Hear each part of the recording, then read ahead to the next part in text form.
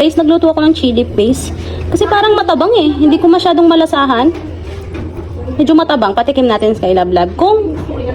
Kung totoong manghang, no? Kung okay na ba yung lasa. Ito, yan. Patikim natin sa kanya kung okay na ba. Kasi natatabangan ako eh. Walang masyadong lasa. Love, tikmen mo nga to kung ano. Kung masarap.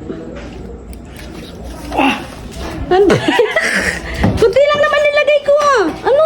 Matabang kasi eh. Wala pa nga siyang nakain mo. Super okay mo. Anghang, grabe. Dalawang tubig.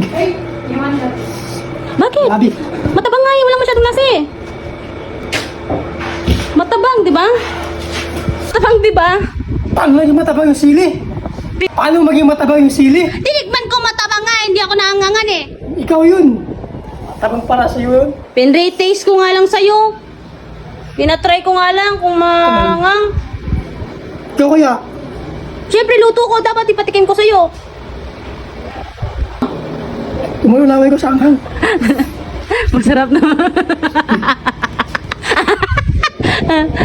Okay mo.